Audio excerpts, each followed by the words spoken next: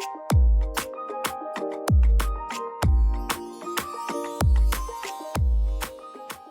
there. Welcome back to the Luxe Leap Podcast. We are so excited to have you.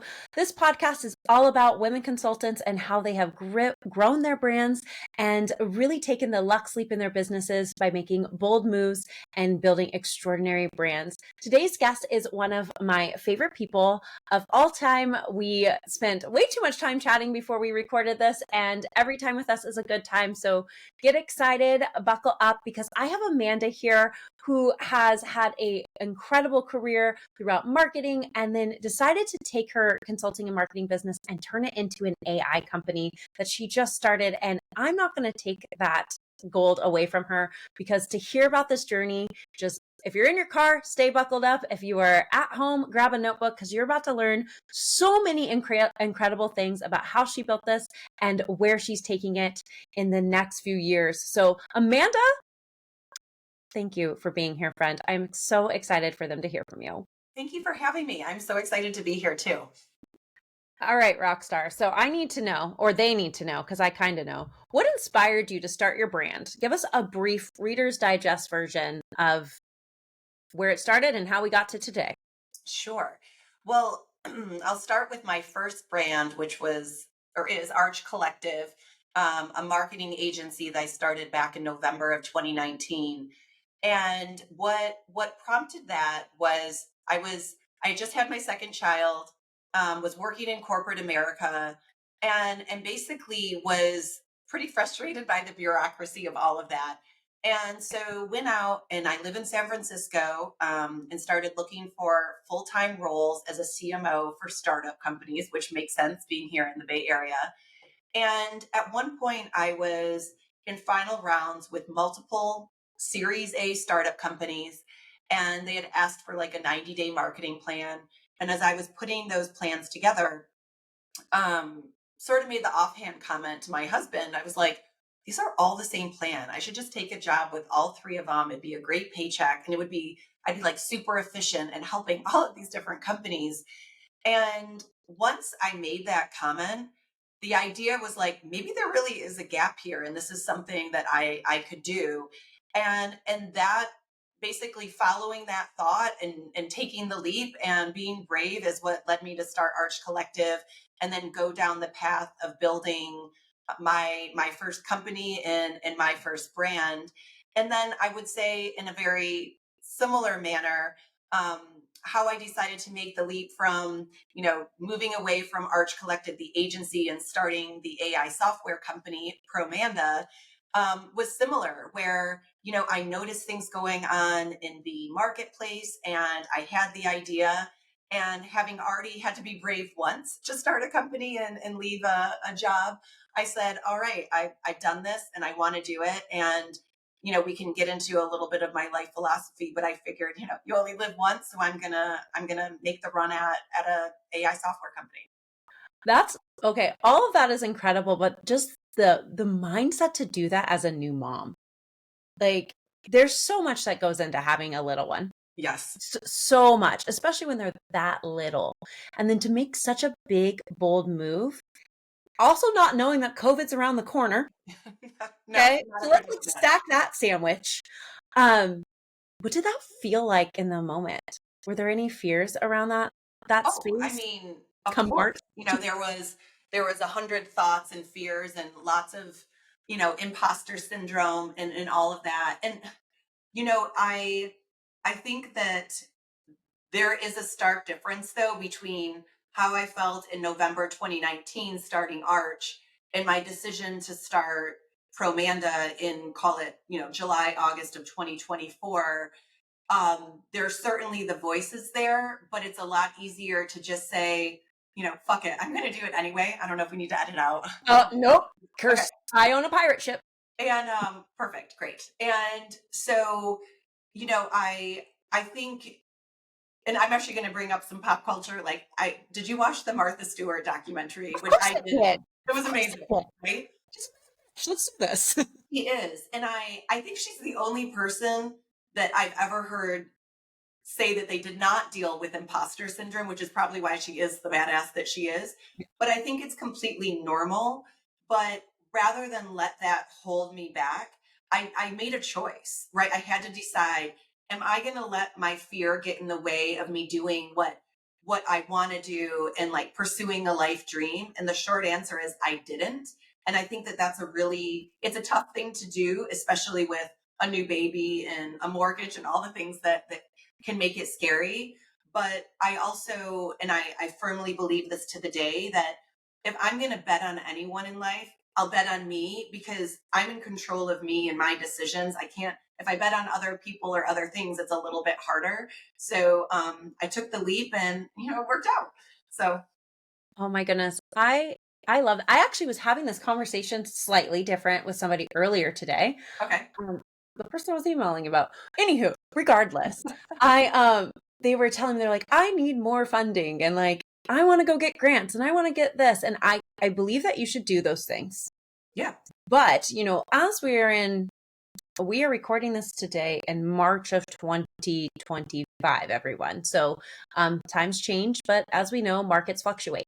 And right now, funding for nonprofits and organizations are starting to evaporate. That's the word we're going to choose to use today.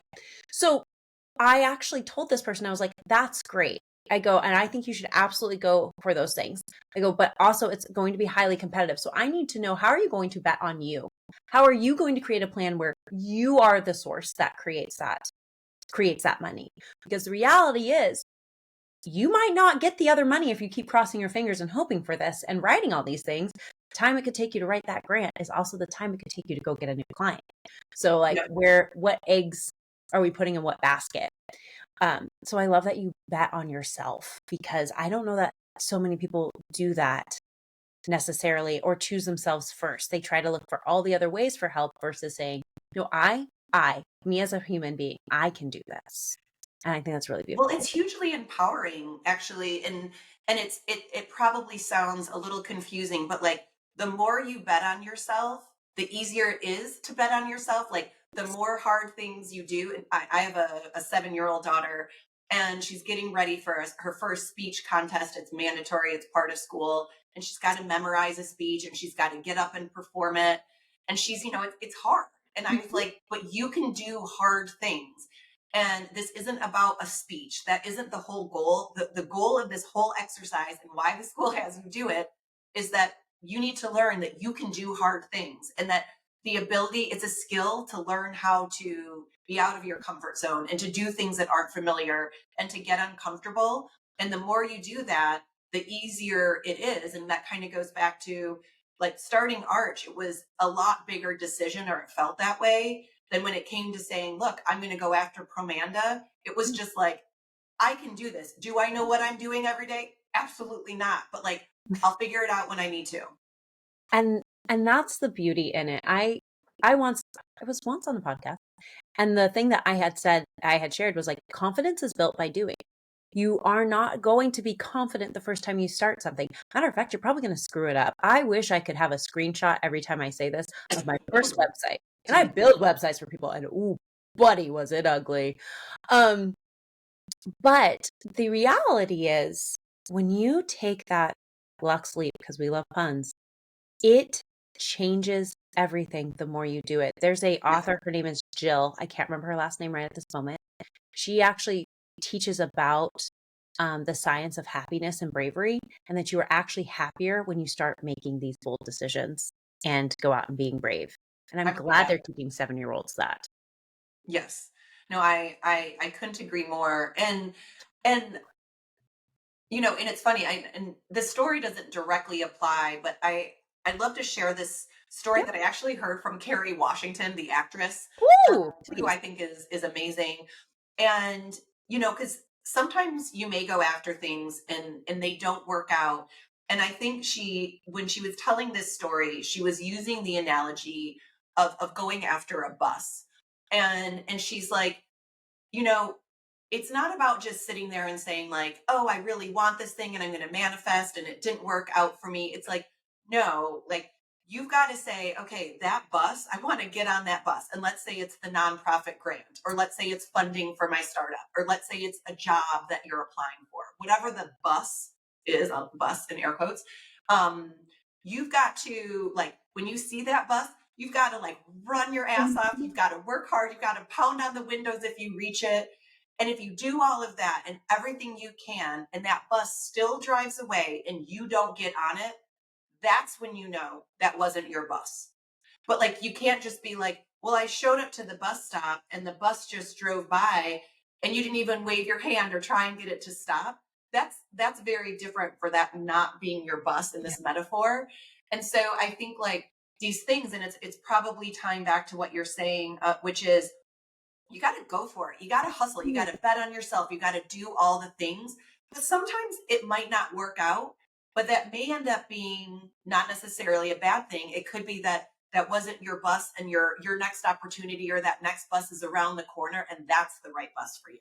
And you built all the skill sets to figure out how to get Yep. on the bus with the first one. Yes, exactly. And that's really important. Really important. I can't tell you how many times I failed. I honestly think it's comical.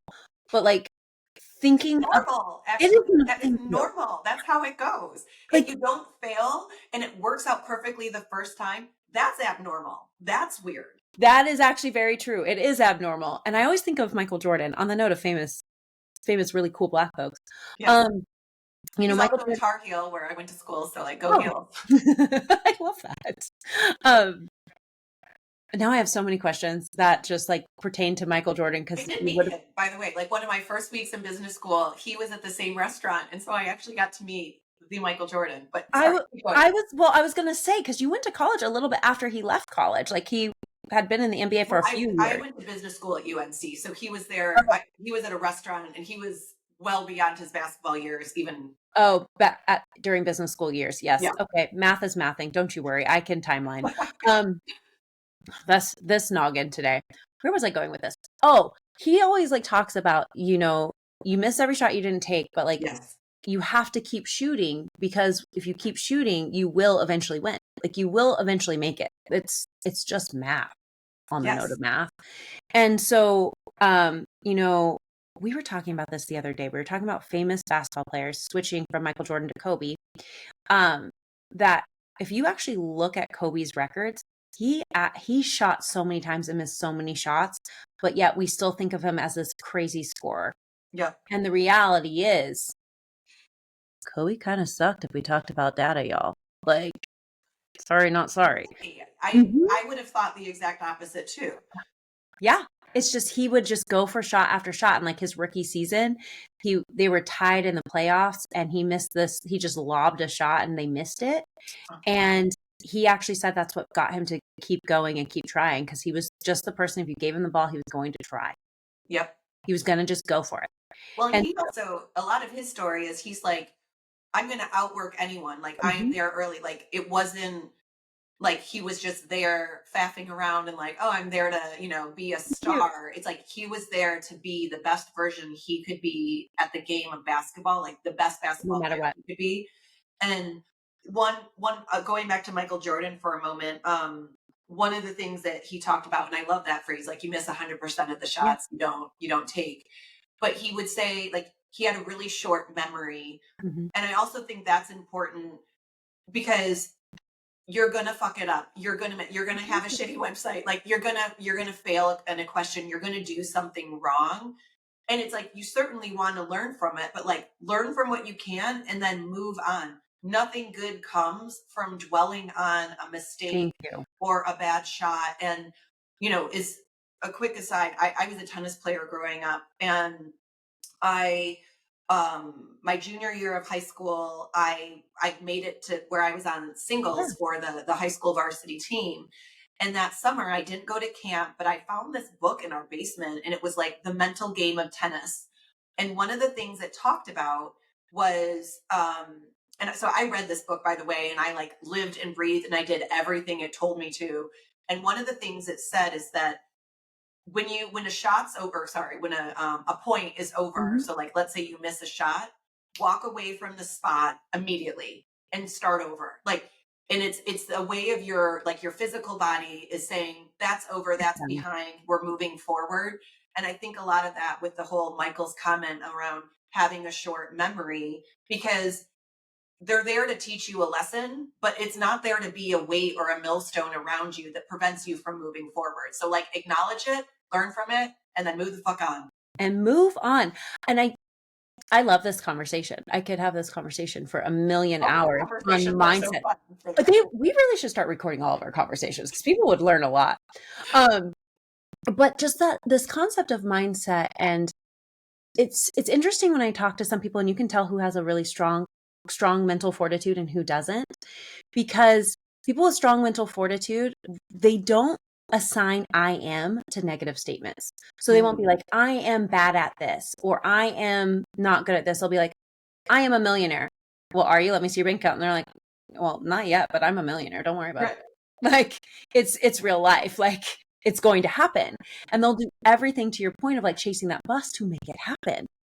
And so, and subconsciously, I was teaching this to a group of business owners. I was like, you have to share your wins out loud. We live in a society where you do not talk about your wins because it's considered bragging. It's considered bad. It's considered all these things. But to our earlier point of like confidence is built by doing, and like, you know, it's easier to bet on yourself. If you talk about your wins, you are telling your brain subconsciously that you are a winner. So your brain's going to start taking actions to make you a winner because you're openly sharing it. Whereas we live in a society where we have no problem talking about our failures and being like, oh man, I did this thing and it didn't work out. And like, wah, wah, wah, wah, blah, blah, blah. Like literally how I feel about hearing that from people a lot of the time. And they're like, oh, I can't talk about what I did that was good because people might not like me. And it's like, actually, people will still like you. Fun fact, that's not going to change. They actually might enjoy being around you more because you're positive.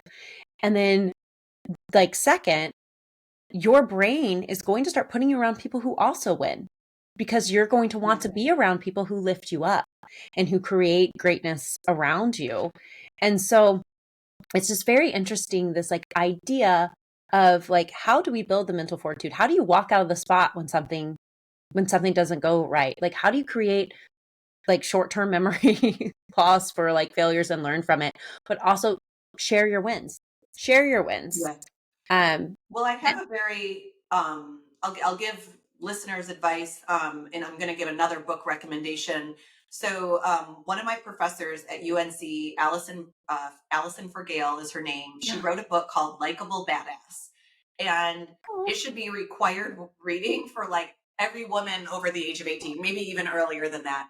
And why I'm bringing up specifically is that she has a whole section which actually talks to you, or talks about how you can kind of like humbly brag in a way that maybe that could be more comfortable for women. And she gives these examples of different types of ways that you can talk about your wins and present them that maybe will help you get over that mental hurdle of, oh, it feels like bragging, or I don't want to show off. And it's very practical advice. And the book has so much more in it, but she shares some of her examples and how she's learned to do it. And I've seen and I've observed her do this multiple times in her content that she posts. And she is just amazing. So if you're hearing this and what Ray's saying, and you're struggling with the ability to talk about your wins, go read this book, because there's some very practical advice on how to do it. Oh my gosh, I love that. And I don't know the order in which all of you will be in future podcasts, but I do know that hers is coming before yours. And there's another lady, if you didn't get a chance to listen to this podcast episode, go back and listen to it, but also grab her book. Her name is Lisa Bragg, and she wrote Bragging Rights, and very similar, like don't you love, like people used to tease her as a kid being like, are you going to brag about it? And she wrote a whole book about it. So she's like, absolutely. Absolutely going to brag about it. Really sweet lady. I didn't realize that I knew she had written a book, but I didn't realize it was that big. And I was a little starstruck, and she was so gentle and so kind. Absolutely incredible. So go read both of those books if you're struggling with that.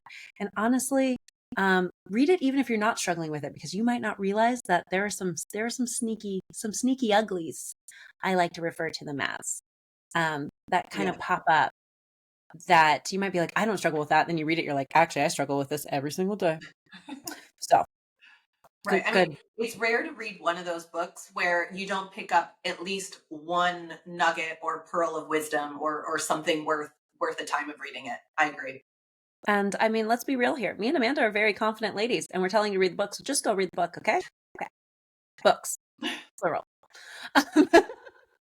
I I love it. So you have given so much beautiful insight, and I know we have hardly talked about um, your business as it pertains, because you and I, we might as well just be known as the gold nugget duo at this point in our lives, in our journey together. But I want to know, what was a pivotal moment in your brand's journey that really defined where you are today? Um, Probably one of the most formative moments in me figuring out, in particular, the culture that I wanted to be building at Arch Collective, which I think is obviously a strong correlation to like the general brand that you're building. And it came from something negative. It was actually a client that I ended up having to fire. And if you run a service business, whether it's a consulting business, an agency, it doesn't matter, like a nail business, right? No one wants to have to fire a client. It doesn't feel good on either side. It's not good for business, but there's often a lot of great lessons to be learned. And so in that lesson, I it really shaped how I, one, viewed my value in my time, and two, my process for deciding what types of clients I wanted. And that's when I created the, informal no asshole policy when it came to clients, because there are great, lots and lots and lots of great clients out there. There also are lots and lots of great clients that may not be great for me, but are, let's say, Mhm. really great for you, and vice versa, because we're all different and we have different needs, and different people are gonna resonate with us. And so I got really clear on what were the types of clients I want, setting boundaries for like what it meant for people to work with me. And when I work for them, these are sort of the rules of engagement that I have. Like, I'm going to do all these things, and then my expectation is that you do these things in return. And as part of my evolution as a CEO and as a leader, setting those boundaries and being clear about, this is what's going to work for me and my team, and this is what's not. There's nothing wrong with being upfront about that, because often having those conversations at the beginning will save a lot of pain and heartache on the back end of it, on both sides of that relationship. So getting really, like, having a bad situation to teach me, like, what do I stand for, what do I really want, that helped shape the brand, and how I thought about the type of business I wanted to build, not only for myself but my team, because I didn't want to expose them to that kind of experience ever again Never either. again. Um, and thanks for sharing that, because I think sometimes we feel like we have to take all the clients, because otherwise people are going to hate us. I don't. Maybe that's what you feel, and I've heard that from a lot of entrepreneurs, a lot of women. Like, but I can't tell them no, because maybe they'll say something bad about me. But it's like, sometimes you have to stick to your values, and you deserve to be treated really well. We all left corporate for a reason. Right, right. And a lot of times, especially as ladies, it's because our ideas were smothered. We weren't valued to the full degree that we should have been valued. I can't tell you how many times I applied for a job, was told, I don't know that you should be at this level, but we have this job. And then like 2 months in, being like, why aren't you a director? Why aren't you this? And it's like, Yep. well, you told me I wasn't qualified, yet here we are doing all that level of work and more. Shocking, I know. But Yeah. Joe over there. Um, and so oh, good old Joe and I Cubicle can't B. relate in any way, shape, or form to that. No, it's like just bleh. So it's really powerful to share that, like, set those boundaries early. Set them very early. Um, you'll thank yourself later. Your team will thank you. It will make you a better leader. We Yeah. don't have to be a nice girl all the time. Yeah, and there's also a way to not take on clients that can be very professional, and it doesn't have to be like a rude and uncomfortable conversation. And my gosh, here's my next book recommendation. It's called critical conversations. It may be called crucial. I always confuse if it's critical or crucial, but the gist is that it's I think critical conversations. And it's a book because if you want to grow, if you want to be a leader, if you want to be an executive, if you want to be in a position of power, there is no scenario that you're going to get there without having to have uncomfortable conversations. Even if you don't want to do that, if you want to hire a great babysitter because you need help and you've got 3 kids and you're a stay-at-home mom, you still need to be able to have critical conversations, because what if that babysitter does something that you're not comfortable with, but yet everything else is great about him or her? So the this book is all about like how you approach these conversations, and I think it's a really great tool to be able to, tell people no, but in a way that is honest and professional and not hurtful. Because it's also like, I don't recommend going out there and just like burning the house down and just being mean for the sake of it and saying no, I don't want to work with you. But like there's ways to have these uncomfortable conversations in a way that could potentially be less uncomfortable and certainly very constructive. Constructive, and also in many ways serve them in a productive way. Like there are times when you have to, I'm going to use you and I as a great example, and then move forward. Sometimes people will come to me for, let's say, social media or content, and that is the very last portion of my framework. I will only do it in the event that I have built your brand.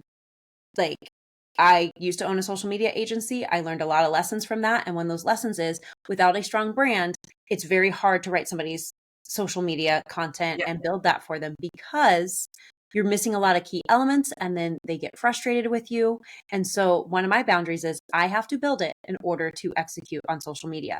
Yet, if you're just looking for something to write content for you, and really amazing content, and you need to learn and start growing, I very easily can say, who you need to meet? You need to meet Amanda, because she has an AI system that can write that content for you and get your brand voice and all those things done, because you don't really need it at the level that I execute it. You have to learn in some capacities, and, Amanda can help you faster than I can. Well, her AI can help you faster than I can. This is actually a great way to kind of tie in why my software and your philosophy are 100% aligned, because Promanda is a tool that allows marketers for their clients or their brands or whomever it is that they're working with to create that 0 to 1 messaging framework. And it's exactly what you're saying. You can write a gajillion, like I don't create content per se, but like there's lots of content generation engines out there. But just because they create content doesn't mean that they've got the story right. They've got the messaging right. They've got the word selection right. And so Promanda helps you create, whether it's for a person or just a brand or a product or an office or offering or a company, like what are those words? What's the messaging framework? The brand voice, the target audience, the brand pillars, the core differentiators, the taglines, everything that goes into it. And then once you have that, then from that foundation that everyone's agreed to, they're like, yes, this is correct. Then you can go out and start building the content, because you are spot on. If you don't align on that framework, you're going to be in revision hell, or what we call the 37th revision problem. Then the clients aren't happy and you're not happy. And it's like, it's just a lot of wasted time and creativity. So I couldn't agree more with your approach. Yeah. I 37. I feel like that's a very, very modest number. More like 137. Because it's a lot more than anyone wants to do. Let's be clear about that. Yeah. And then it just creates a lot of tension, and it's not fun. And so I'm a firm believer in strategy first, and anchoring that strategy before you go out and create. Because then I just watched Drumline yesterday. So it's like one band, one sound. So like all those fun elements. Well, friend, I have more than enjoyed this conversation. I feel like I can invite you back all the time. Like, you were just so much fun to talk to. I have 2 last questions for you that I ask everyone. So there's like no way that you can scooch out of here without answering them. Go. Peace out, y'all. What does a luxurious day look like for you? Oh, a luxurious day would be starting out with a really good workout, because I enjoy going to the gym, whether it's yoga or lifting weights. And then it would be like the perfect cup of coffee afterwards. And then I would go and get a massage. Oh, so And I would have a long, like 2 hour lunch with my husband. And then I'd probably pick up my kids from school and we'd like go and my perfect day would be sunny outside and we'd like go to a park or we'd go to the beach here, which we all love doing. And then we'd have like a really yummy either steak frites or sushi dinner, depending on what I'm in the mood for. ooh. Actually, both of those sound really good. Also, if it's like on a boardwalk, prime time. Yeah.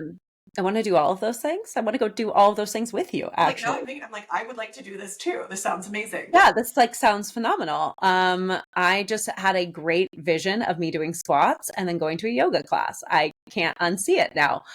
Down to what color Lululemons I'm wearing. Like that level of you took me on a journey. I really got a visual. I love it. I love I it. did. I got Where'd like you a manifest pure I did. And I don't drink coffee, but I saw myself with a juice from like a fresh pressed juice place. that? And I saw lunch with Trying to you. give up coffee, it is like it is a pleasure. And so if I'm having a No, Lux day, my perfect cup of coffee, exactly how I make it, is definitely part of that day. oh, I never drink coffee, so I don't even know what it feels like. But I agree with you. Like whatever your drink of choice is, you just painted that so perfectly for me that I was like, I rather be doing that. That sounds like a better use of my day today. But Well, alas, it's it's not not sunny sunny or here. nice out, so it's not a Yeah. good beach day for that kind of thing. So I'll have to wait for the next sunny day. Right? Me too. Like it is very rain. I mean, we're not that far from each other. So life is not better a state above you. Fun fact. Last one, best one. All right, hit me. I'm gonna hit you. If you could give the purpose of your business or businesses in one word, what would it be? Ooh, I should have prepared for this one. The I would say for Arch, it would be growth, right? Because whether it's growing your brand, growing your business, growing from like Series A to Series B, growth would be one. And on the Promanda side, um, I might even use the word enjoyment for that, and I'll quickly explain why.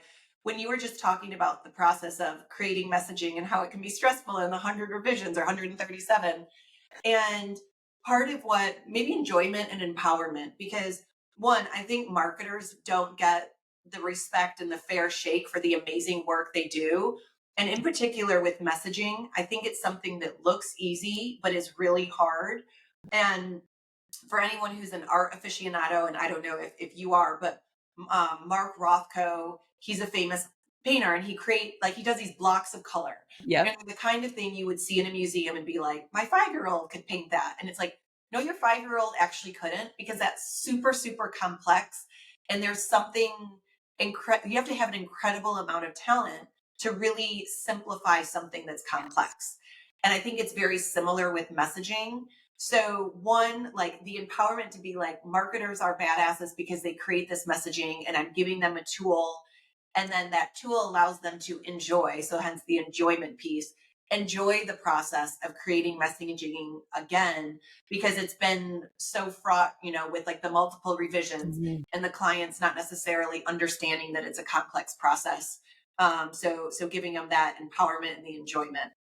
Just giving it back, because I do watch so many creatives start to hate their work. And I And do their share. creativity gets stifled as a result. Like they Right. can't fully be in that creative space. I Yeah. agree. I've seen it. So, and then I asked them, I'm like, have you built a strategy? They were like, well, yes, and I'm like, but what does strategy look like to you? And like, and did they sign off on said strategy? Because if not, you never built a strategy. Yeah. And you put yourself in a place of, I heard what you said, and I'm showing you what I heard, instead of, let's agree on what I'm going to do before I do it. Yes. So you can always go back to, well, remember when you said you wanted XYZ? This is XYZ. Yeah. And So, and sometimes you have to go back to it, and not because they're intentionally changing their mind, but like the world changes and people forget because we're human. So I think that's smart advice. Yeah. You gotta love it. Well, my friend, I'm so grateful to have you here. Where can people find you? Well, they can find me on LinkedIn, Amanda Rabideau. And then you can find me at promanda.ai as well. I absolutely love it. Listeners, thank you so much for taking your time out to hang out with us, to really learn just the greatness that comes from Amanda. She really is an incredible person. So much marketing knowledge, just absolutely phenomenal. And if you'd like to work with either of us, all the information will be in the show notes. If you need an audit on your brand and you're ready to start doing brand strategy and see where you need to take your business and grow it, go ahead, find me also on LinkedIn, Réland Logan, there's only one. And otherwise, you can go to greydigitalmarketing.co and sign up for a brand new to brand breakthrough where I will video audit your website and start to give you a path forward. So have a beautiful day. We love talking to y'all and we'll see you soon. For having me, Ray.